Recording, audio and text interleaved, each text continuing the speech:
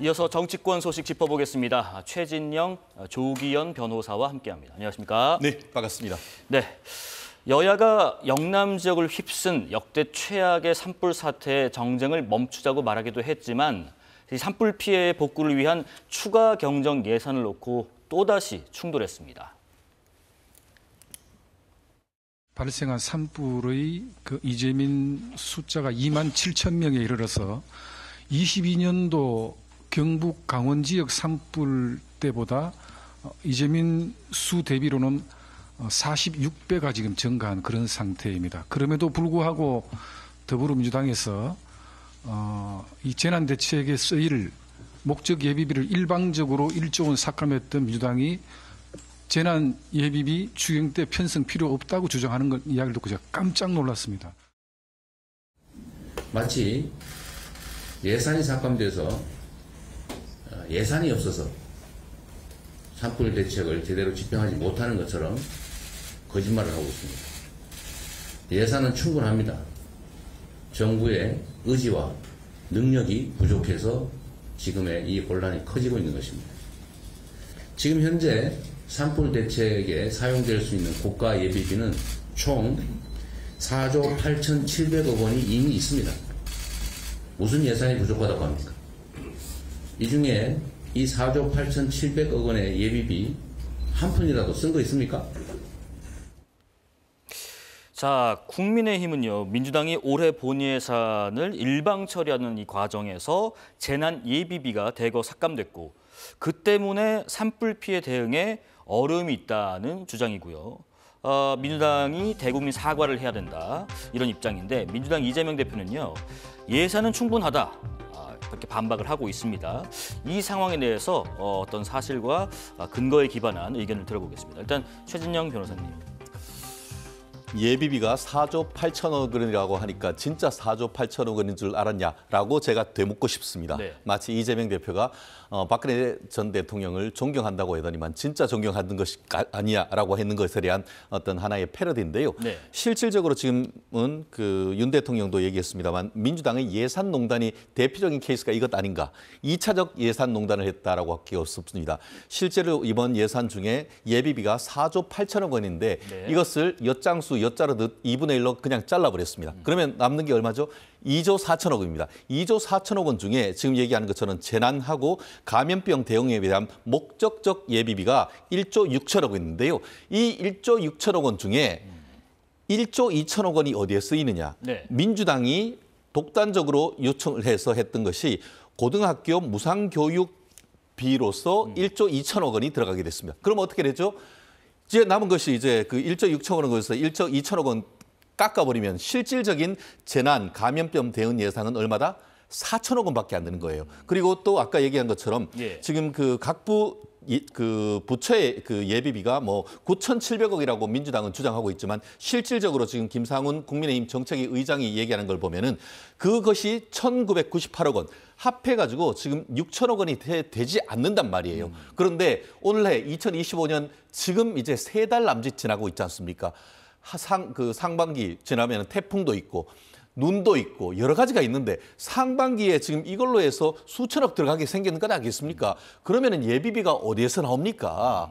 결국 그렇기 때문에 지금 민주당 같은 경우에는 남은 예비비가 뭐 4조 8천억이라고 하지만 실질적으로 쓸 수 있는 것은 재난 대비했는 것 4천억 그리고 각 부처의 예비비가 한 1,998억 합쳐서 6천억 채 되지 않는다. 그러면은 지금이라도 빨리 추가 경정 예산을 통해 가지고 재난을 대비할 수 있는 예비비 만들어야 되는 것 아니겠습니까? 그렇다고 하면은 결국 민주당도 이런 식으로 해서 근거 없는 어떤 마타도를 할 것이 아니고 빠른 시간 내에 예비비를 통해 가지고 예비비 어떻게 보면 추가 경정 예산을 통해서 예비비를 마련하려고 하는 그런 노력이 중요한 것이지 이런 비난하는 것은 현저히 부적절하다고 저는 평가를 합니다. 조기현 변호사님, 지금 예산이 충분합니까? 아니면 조금 보충이 필요한 상황입니까? 일단은 쓸 수 있는 예산은 분명히 있어 보이고요. 충분할지 여부는 완전한 진화가 끝난 다음에 피해 규모를 확정했을 때 그때 쓸 수 있는 예산 대비 부족한지를 판단할 수 있겠죠. 네. 국가적 재난 앞에서 정쟁을 하지 말아야죠. 이 문제를 지난해 예산 삭감 문제로 끌갈 사항이 아닙니다. 일단 그 예산 삭감만을 보면 목적 예비비하고 일반 예비비 삭감했죠. 그런데 그 이유는 그 전년도 예비비 집행률 2024년, 2023년의 예비비 집행률이 2023년에는 28%, 2024년 10월 기준으로 14.3%입니다. 그러니까 원래 예비비는 예측하지 못한 상황에 대비해서 편성을 해놓는 건 맞지만 그전에 기전에 이제 들어갈 예산을 편성하고 필요한 정도로 해야 되는데 과도하게 잡아놓고 있었던 겁니다. 그래서 이 부분 삭감한 거였고요. 그리고 지금 쓸 수 있는 예산이 없느냐. 저는 국민의힘이 이 부분 확인도 안 하고 한 것 같습니다. 오늘 기재부가 발표한 바로는 기정 예산, 그러니까 행안부, 산림청에 편성돼 있는 재난 예산이 있고요. 그게 뭐 3,600억, 산림청에 1,000억 해서 4,600억이 있는데 이 중에 얼마 쓸 수 있는지를 이제 확인해 보고 있다고 합니다. 그리고 목적 예비비 1조 6천이 있죠. 아까 말씀하신 부분에 우선 집행 예산이 있기 때문에 거기에서도 몇 천억 쓸 수 있습니다. 그리고 중요하게 오늘 기재부에서 똑같이 얘기했습니다. 국고 채무 부담금이 일단 빚을 내서 쓰고 내년 예산에 반영하는 겁니다. 우선적으로 기재부도 이런 방식으로 지금 재난 예산을 집행하겠다는 입장을 밝히고 있어요. 민주당하고 똑같죠. 그러니까 쓸 돈이 없어서 지금 뭐 재난 대책을 못 세우고 있냐. 전혀 아닙니다. 기재부는 지금 이 돈을 어떤 방식으로 어디에 쓸 수 있는 돈이 얼마나 있는지 지금 확인하고 있고 그 과정입니다. 곧 집행될 거고요. 그러면 그렇게 하고도 기재부가 추계를 했는데 지금 예측되는 상황에서 이 재난 극복 예산이 부족할 것 같다 싶으면 추경해서 논의를 하면 되죠. 그 문제를 지난해 예산 삭감 문제로 끌고 들어올 문제가 전혀 아님에도 불구하고 이 사안을 정쟁의 요인으로 삼았다는 데에서 매우 부적절하고요. 국민들 지금 속타는 마음에 이런 방식으로 불을 지른 게 맞나 안타깝습니다. 예비비를 삭감했던 것은 그 예비비 자체가 전년도와 비교했을 때 좀 과해서 이걸 삭감한 것이지 이것과 연관시킬 문제는 아니다라는 말씀이신 것 같은데 지금 이재명 대표의 발언을 두고 국민의힘 소속의 송언석 기획재정위원장이 입장문을 냈습니다. 이재명 대표와 민주당은 제대로 된 내용 확인도 없이 마치 산불 대응 예산이 충분한 것처럼 국민을 기만하고 있다 비판했는데 이재명 대표는 산불 대책에 사용될 수 있는 국가 예비비 4조 8,700억 원이라고 말하는데 이게 계산이 왜 이렇게 좀 다른 겁니까? 제가 아까 말씀드린 것처럼 예비비 같은 경우에는 우리 가계로 얘기하면은 비상 자금 아니겠습니까? 통상 비상 자금은 뭐 그래도 전체 가구의 한 5% 정도는 대충 잡지 않을까 싶은데 실제로 그 2025년 예산이 얼마입니까?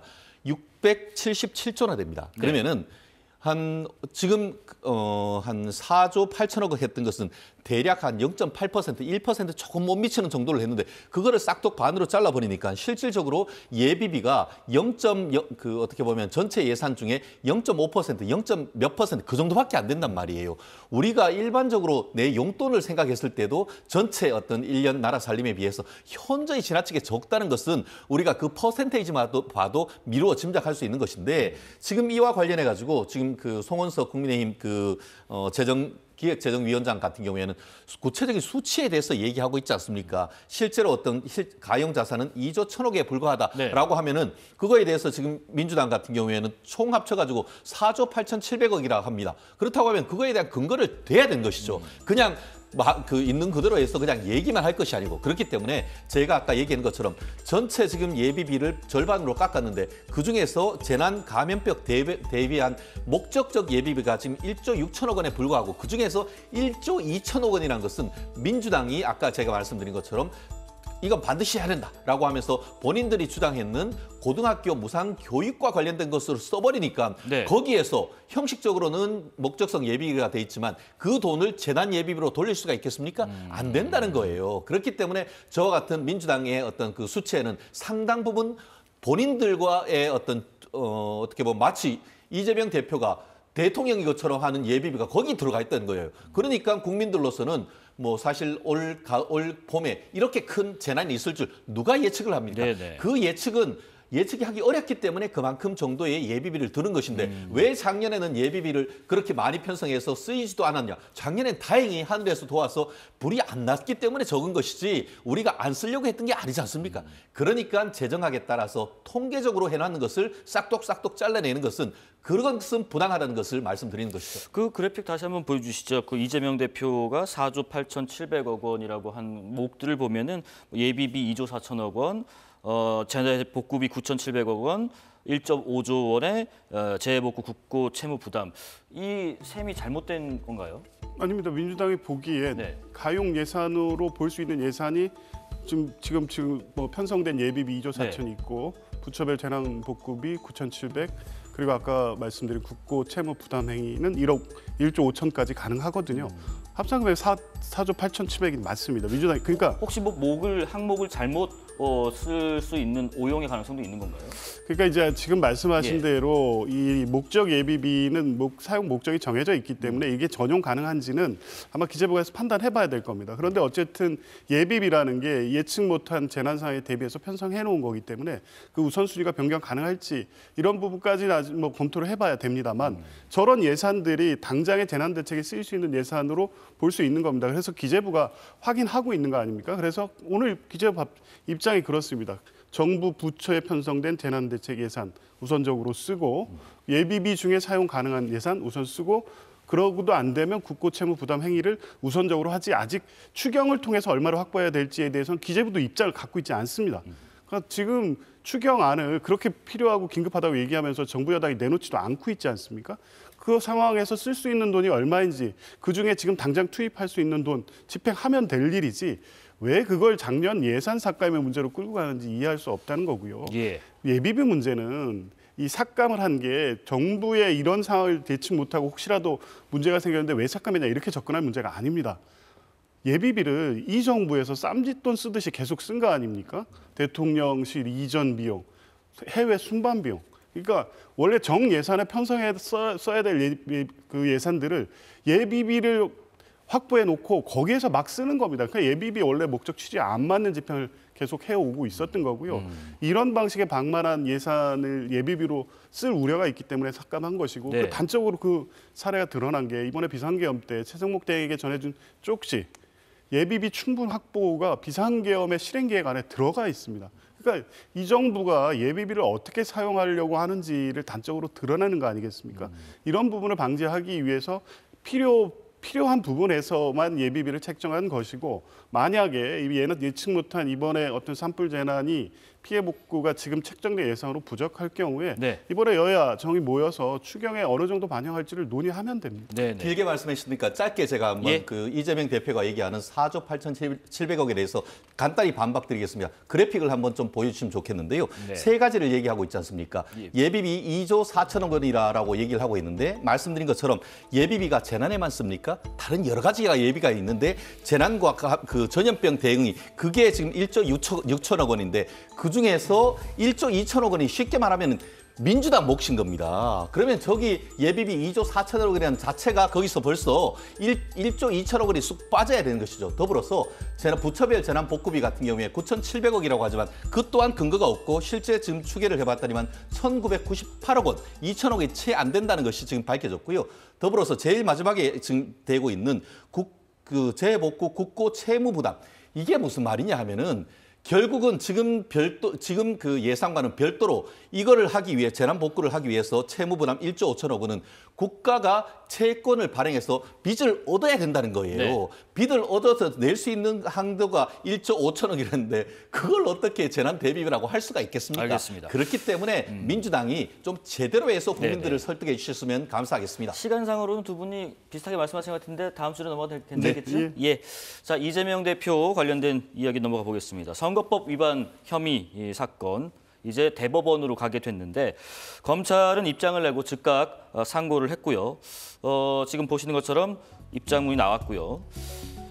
그런데 또 그런 비판도 일부 있습니다. 검찰이 대통령 구속 취소 석방에 대해서는 즉각 항고는 포기를 했는데 한 번 정한 어떤 목표라고 할까요? 타깃에 대해서는 즉각 상고로 끝까지 간다. 이건 좀 비판이 아닌가라는 의견이 있는데 거기서 한번 의견 주실까요? 규정대로 했다. 예. 검찰 내의 그 항소 상고 기준은 유죄를 했다 하더라도 구형했는 형량의 3분의 1 이하로 내려가면 항소 상고를 한다. 나아가 공소 제기를 했는데 무죄가 나왔다고 하면 100% 항소 상고입니다. 네. 그렇기 때문에 이와 같은 것을 비판하기는 어렵고 더불어서 민사 사건하고 달리 형사사건 같은 경우에는 선고한 때로부터 7일 이내에 항소하도록 돼 있습니다. 그렇기 때문에 통상 이제 피고인을 대리를 하다 보면은 오전에 보통 10시에 판결 선고를 합니다. 그래서 판결 선고를 하면서 법정 구속이 되거나 예상보다 형이 높았다라고 하면은 그 법원에서 나가면서 바로 법원에 있는 종합접수대를 가가지고 항소장을 넣습니다. 그게 통례입니다. 네네. 이 사건만 검찰이 왜 이렇게 급속도로 KTX급으로 넣나 하는 것은 사건의 그 실물을 사실은 잘 모르기 때문에 하는 것이죠. 경우에 따라서는 우리가 변호사들이 항소장을 넣겠지. 그리고 당사자가 항소장을 넣겠지 하다가 일주일이 후딱 지나가 버려서 큰일 나는 케이스가 있습니다. 그렇기 때문에 항소할 것 기준에 따르면은 그냥 오전에 판결 선고됐는데 무죄가 나왔다. 오후에 바로 항소장 넣을 수 있는 게 그겁니다. 다만 이번 같은 경우에는 항소장 플러스 거기에 간략한 항소 이유서를 써 넣은 것이 약간 다른 점이 있습니다. 예. 특히 이번 같은 경우에는 단순히 그 1심에 불복하고 항소합니다라고 끝난 것이 아니고 거기에다가 이번이 그 공선법에 관한 그 법리 오해했고 또 어떻게 보면 그 판결 결과에 영향을 미친 어떤 그 사실 오인, 이때 체증법칙 위반 이런 부분을 아주 러프한 간략한 이유까지 썼다는 점이 조금 독특한데요. 네네.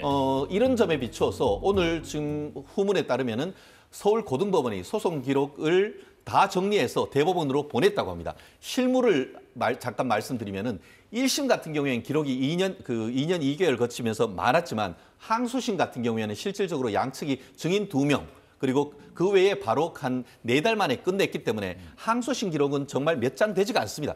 이미 1심 기록에 대해서는 기록을 쫙 정리를 다 해놨기 때문에 항소심 서울고등법원에서 대법원까지 기록을 보내는 것은 정말 하루 이틀이면 충분히 할 수 있는 그런 부분이기 때문에 법원 또한 이 사건의 중요성을 확인하고는 어제 항소를 하니까 바로 정리를 해서 네네. 기록을 지금 그 대법원에 접수시켰다라는 그런 지금 보도가 나오는 것 같습니다. 네네. 그럼 뭐 같이 한번 여쭤보죠. 앞선 그 의견과 함께요. 지금 말씀하신 것처럼 고등법원이 2심 무죄 선고를 받은 이재명 대표의 선거법 소송 기록을 대법원에 접수했다라는 속보가 들어왔는데, 그러니까 검찰이 상고하고 나서는 하루 만이고 판결 선고하고 나서는 이틀 만이고요.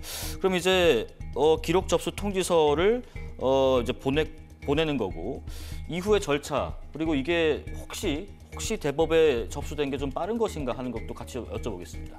조금 빠르긴 한데요. 검찰이 뭐 즉시 상고를 했기 때문에 그에 따라서 법원이 절차를 진행하는 것 같고요. 네. 이제 소송 기록이 이제 대법원에 갔기 때문에 대법원에서는 이제 접수 확인을 한 후에 소송 기록 접수 통지를 양측에 하게 될 겁니다.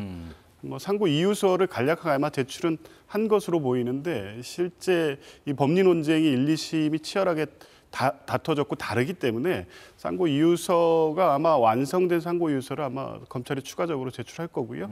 그에 대해서 또 이재명 대표 측이 답변이 있을 거고요.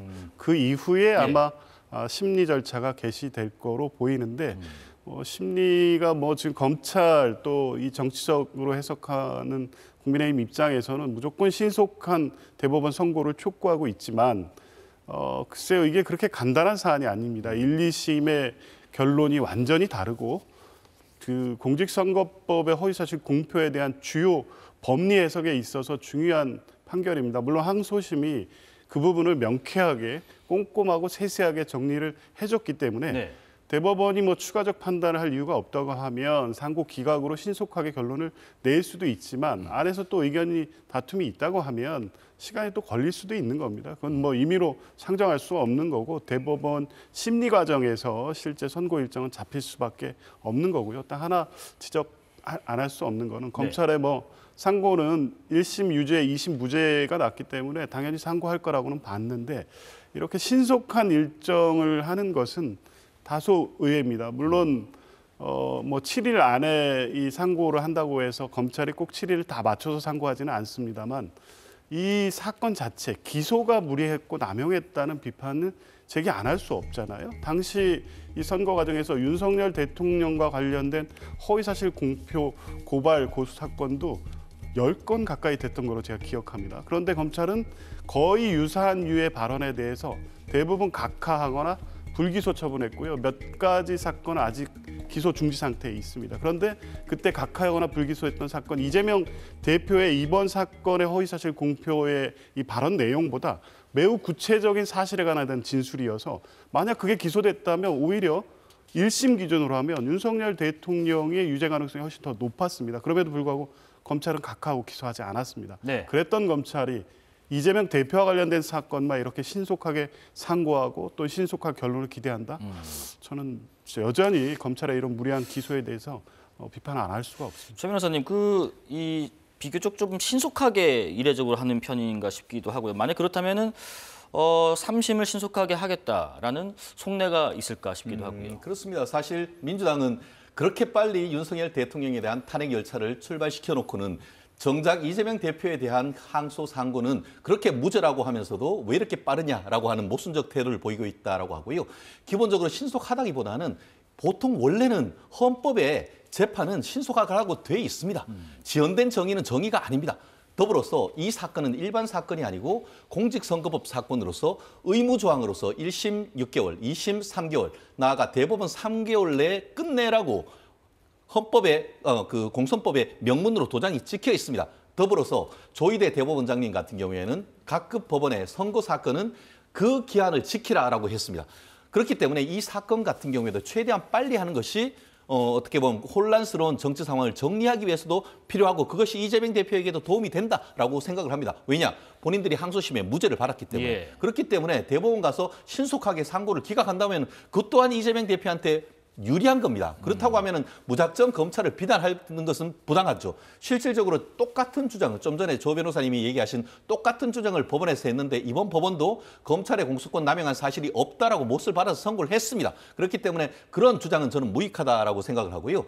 더불어서 지금 이미 지금 항소장과 함께 항소 이유서를 그냥 접수를 해버린 겁니다. 그러면은 그것이 이제 이재명 대표 측에 송달되면은 그로부터 10일 이내에 이재명 대표 같은 경우에는 답변서를 내야 합니다. 예. 물론 제가 봤을 때 검찰은 대략적으로 한 일주일 정도 안에 상고 이유 보충서를 낼 것입니다. 그럼 그것에 대해서도 이제 반박을 할 수 있는 그런 부분이기 때문에 제가 봤을 땐 양측의 서면 공방은 늦어도 최대한 한 달이면 다 끝날 겁니다. 그러면은 오늘 상고 기록 접수가 통지가 됐고 그에 대해서 상고 이유서 보충서를 검찰이 낸 것에 대해서 이재명 대표가 10일 내에 반박을 하면은 결국 서면 접수가 다 완성되는 것은 지금으로부터 늦어도 20일 내지 30일이면 충분할 겁니다. 예. 그러면 그때 이제 대법원에서 기본적으로는 3명이 하는 소부에서 심사를 하죠. 거기에서 의견이 합치가 되지 않으면 결국 전원 합의처로 판결이 넘어가는데 이 사건 같은 경우에는 말씀드린 것처럼 1심이 벌써 2년 2개월이나 지났습니다. 그리고 2심도 지금 4개월 됐기 때문에 법원으로서는 특히 조희대 대법원장님이 신속하게 해라라는 그 취지에 비춰봤을 때 원칙적으로 대법원 사건 같은 경우에는 잘못됐다고 판결될 경우에는 2심, 원심을 취소하고 고등법원으로 돌려보냅니다. 파기환송을 하죠. 그렇죠. 예. 그걸 파기환송이 원칙입니다. 다만 이런 사건처럼 반드시 어떻게 보면 의무적으로 대법원 사건도 그 3개월 내에 선고해라는 그런 규정이 있기 때문에 그 규정을 취지를 지킨다는 취지에 따르면은 지금 국민의힘이나 어떻게 보면 보수당에서 주장하는 파기 자판 내지 취소 자판 다시 돌려보내서 서울고등법원에서 재심리하라는 것이 아니고 대법원도 스스로 판단할 수 있는 권한이 있기 때문에 만약에 2심이 잘못됐다라고 판단을 한다고 하면은 그 판결을 깨고 스스로 대법원이 1심처럼 징역 1년, 집행 2년, 2년의 형을 선고한다. 이런 것도 법리적으로 충분히 가능하다. 이 말씀을 드리고 싶습니다. 예, 지금 법리적인 판단, 상고심 한번 지켜보겠습니다. 윤 대통령 탄핵 선고기일은 현재까지도 정해지지 않았습니다. 이런 가운데 서울 곳곳에서는 탄핵 찬반 집회가 이어지고 있는데요. 어제 우원식 국회의장까지 나서서 빠른 탄핵 선고를 촉구하기도 했습니다. 이재명 대표 선거법 2심 무죄로 또 한숨을 돌린 민주당은 윤 대통령 선고기일을 지정하지 않고 있는 헌재를 압박했는데요. 국민의힘 일각에서도 헌재 선고가 늦어지는 데 대한 우려가 나오고 있습니다. 헌법재판소는 언제까지 헌법 수호 책임을 회피할 작정입니까? 헌정 질서가 완전히 무너지고 나라가 회생 불가 상태로 빠진 다음에 결정할 생각이십니까? 자고우면하지 말고 오직 헌법과 상식에 따라 판결하면 될 문제입니다. 오늘 바로 선고기일 지정부터 하십시오. 만약에 4월 18일까지도 판결이 나오지 않는다면 네. 퇴임하는 문영배, 이미선 두 분이 대통령 추천 몫이었단 말이에요. 한덕수 권한대행이 이 두 사람의 그 후임자를 추천할 수 있는가, 이것도 또 정치적 논란이 될 거예요. 저는 그 이견이 있는 상태든 아니면은 뭐 인용이든 기각이든 어떤 결론을 4월 18일 전에 내줘야지, 그렇지 않고는 헌법재판소가 정말 사실상 식물 헌법재판소가 돼서 계속 공전할 수 있게 되거든요. 알겠습니다. 걱정되는 대목입니다. 예. 지금 탄핵 심판 선고가 늦어지니까 민주당 일각에서는 국민투표로 대통령을 파면할 수 있다, 뭐 이런 얘기도 나온다면서요? 그건 최후적 단계의 수단으로서 예. 뭐 언급을 한 것 같은데요. 네.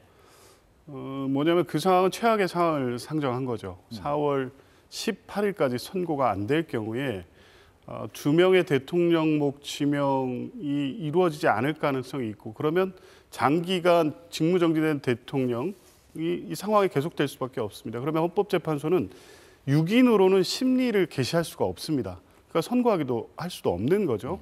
그런 상황에서는 이 상황을 그대로 방치할 수 있겠느냐를 가지고 여러 논의를 하고 있는 거고요. 헌법 72조의 국민투표법에는 외교안보 국방 또 그에 준하는 국가적 비상 중대 사안에 대해서 국민투표를 할 수 있으니까 최악의 경우에는 그런 가능성까지 상정해야 될 정도로 네. 지금 헌법재판소 선고 지체가 심각한 상황으로 가고 있다는 거고요.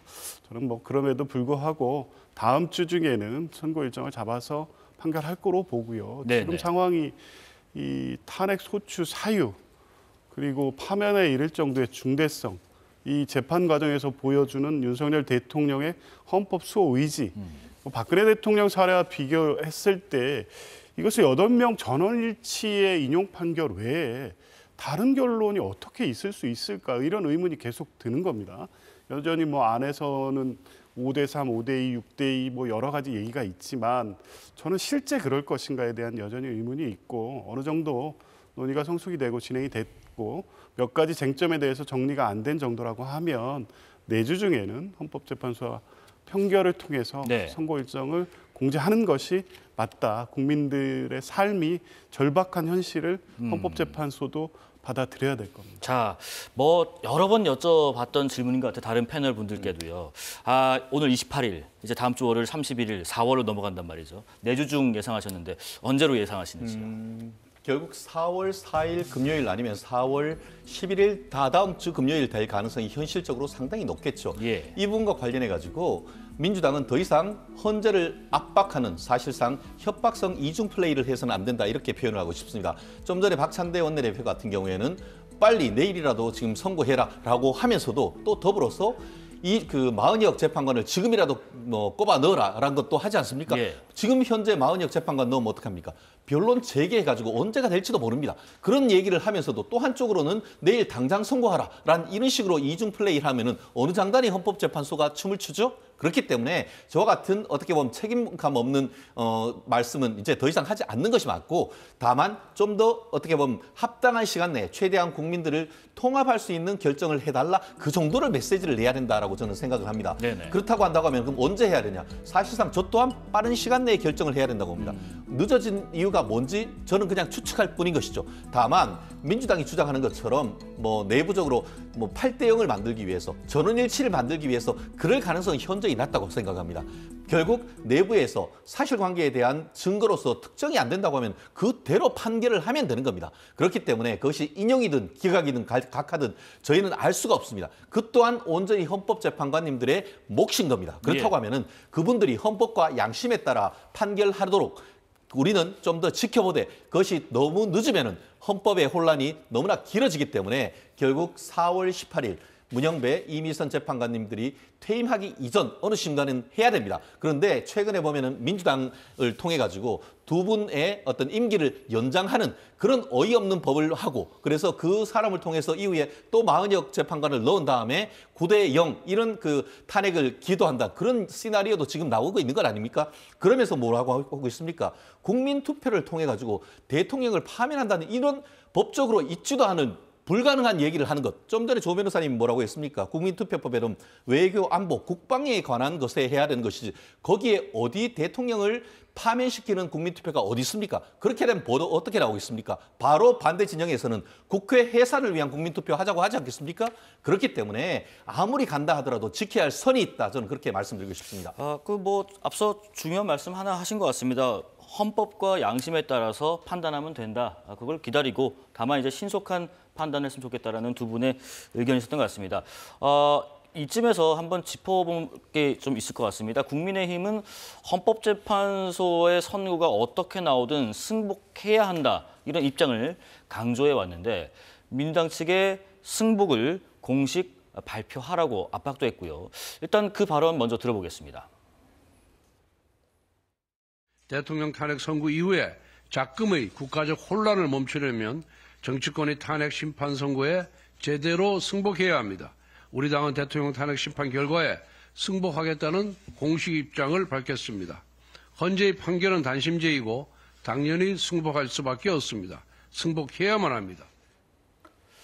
그런데 이재명 대표 2심 선고를 두고는 입장이 사뭇 달라진 거 아니냐라는 말이 조금 있는데 이 발언도 듣고 말씀 이어가 보겠습니다. 26일 선거법 위반 항소심 판결에 승복하겠다는 대국민 약속을 해야 합니다. 이 항소심 판단은 합리적인 상식을 가진 법관이라면은 이러한 판단을 내릴 수 없다고 봅니다. 개인적인 성향이 판결에 반영된 것으로 볼 수밖에 없습니다. 조기현 변호사님 의견 먼저 좀 들어보겠습니다.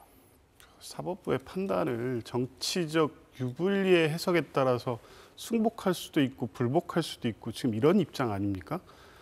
그리고 이 윤석열 대통령 탄핵 사건에 대해서 승복하라는 입장을 공식적으로 밝히라고 그러는데 승복을 어떻게 안 합니까, 민주당이? 이재명 대표도 그런 입장 밝힌 바가 있지 않습니까? 대통령 탄핵 선거에 대해서 승복 입장을 밝혀야 될 대상은 윤석열 대통령 본인입니다. 왜냐하면 만약에 불복을 하고 그 판결에 대해서 소위 말하는 그 국민 저항권과 같은 방식으로 저항할 것을 혹시라도 그런 방향으로 한다면 국가는 대혼란에 빠질 수밖에 없기 때문에 그 부분에 대해서는 윤석열 대통령이 입장을 밝히는 것 외에 다른 정치 세력이 승복, 불복 논하는 것 자체가 의미가 없다고 보고요. 예. 어제 항소심 판결과 관련해서도 아침, 저녁의 입장이 어떻게 그렇게 다를 수가 있습니까? 유리한 판단이 나오면 승복하고 불리한 판단이 나오면 불복하는 겁니까? 그것 역시 피고인으로 재판받는 이재명 대표의 몫이고 당연히 승복해 왔으니까 여기까지 진행이 되고 있고 지금 여러 개의 재판이 진행되고 있는 것 아니겠습니까? 모든 이 사법적 사안을 정치의 유불리로 해석하고 그러한 주장으로 인해서 사법부에 대한 국민적 신뢰가 훼손되는 문제에 아무런 관심이 없는 것인지 이 부분은 좀 문제를 지적하지 않을 수 없습니다. 네, 최 변호사님 의견도 들어보겠습니다. 말씀. 그렇습니다. 예. 사실 그 이재명 대표의 공선법은 1심, 2심, 3심이 있어서 항소를 할 수가 있는 겁니다. 그 반면에 그 헌법재판은 단심입니다. 그렇기 때문에 그것을 단순 비교하는 것은 어렵죠. 이렇게 비교를 해야죠. 비교를 하려면 헌법재판에 대한 것과 대법원 판결에 대해서 승복하라 이렇게 얘기하면 맞는 것이죠. 그렇기 때문에 1심, 2심, 3심에 있어서 항소심에 대해서 승복하라 이런 부분과 헌법재판에 승소하는 것은 다른 것인데 특히 지금 그 헌법재판 탄핵 같은 경우에는 국민의힘은 당 공식 입장으로서 승복할 수밖에 없다라고 얘기한 반면에 민주당은 결코 한 번도 당의 공식적 입장에서 승복한다는 얘기를 한 적이 없습니다. 그런데 왜 이 부분에 있어서 왜 민주당한테만 그렇게 하느냐? 왜냐? 민주당이 당사자이기 때문입니다. 실질적으로 단독으로 사실 그 탄핵을 했고 실제 탄핵 소추단도 단독으로 민주당이 하고 있습니다. 그러면 그거에 대해서 결정에 대해서 공식적으로 승복한다는 말을 하지 않는 것이 도대체 국민들이 납득할 수가 없는 건 아니겠습니까? 그냥 이재명 대표가 네. 한 유튜브 방송에 들어가서 아유 그거 뭐 승복 안 할 수 없죠. 이렇게 얘기하는 것이 아니고 당의 공식적 입장으로서 실질적으로 당이 탄핵을 발의했으니까 당론으로 했으니까 그에 대해서 공식적으로 승복하겠다는 얘기를 하는 거를 왜 자꾸 다른 이유를 통해서 하죠? 그러면 그 소제기를 하지 말았어야죠. 그렇다는 점에서 좀 더 책임 있는 공단이라고 한다고 하면은 헌법재판소 판결에 대해서 어떤 결과가 나온다 하더라도 승복합니다라는 것에 대해서 당 직인 찍힌 도장 국민들에게 밝히셔야 된다고 봅니다. 네네. 자, 헌법재판소가요, 오늘 오후도 평의 중이라고 하는데, 그 평의라는 게 이제 재판관들이 쟁점에 대해서 의견을 나누고 또 정리하는 절차이죠. 이 평의를 거쳐서 재판관 개개인별 인용과 뭐 기각, 각하 뭐 이런 의견을 내놓는 판결을 진행해야 하고, 이 판결이 이루어져야 선고기일을 잡는데, 오후에도 재판관 평의를 진행한다는 거, 아직 재판관 의견이 판결을 이루지 못했는가 하는 생각도 드는데 두 분 의견 마지막으로 짧게 듣고 마무리하겠습니다. 그렇죠. 만약에 뭐 평의를 통해서 쟁점 정리가 끝났고 판결에 이를 정도였다면 이렇게까지 지체됐을 리가 없지요. 네. 마지막 막판 이 평의 절차를 진행하는 게 아닌가 싶습니다. 더 이상 헌법재판소도 더 이상 지체할 수 없다는 부분에 대한 인식이 공감대가 있지 않겠습니까? 이건 그냥 정치 상황이나 이 절차 지연 문제를 제기하는 게 아닙니다. 절차 지연에 따라서 국민들의 삶이 무너져 내리고 있습니다. 2024년 12월 3일 비상계엄 내란 이후에 대한민국이 사실 정지돼 있는 거나 마찬가지고요. 경제, 외교, 안보 어느 것 하나 제대로 작동하지 않는 상태인데 이것을 지금까지 계속 끌고 가야 되는지 헌법재판소도 이러한 국민들의 절박함, 문제의식을 충분히 이해하고 신속한 이 기한 내에 선고 일정을 잡아야 될 것으로 봅니다. 최 변호사님. 문영배 헌법재판소장 권한대행의 결단을 촉구합니다. 왜 이렇게 늦게 하시죠?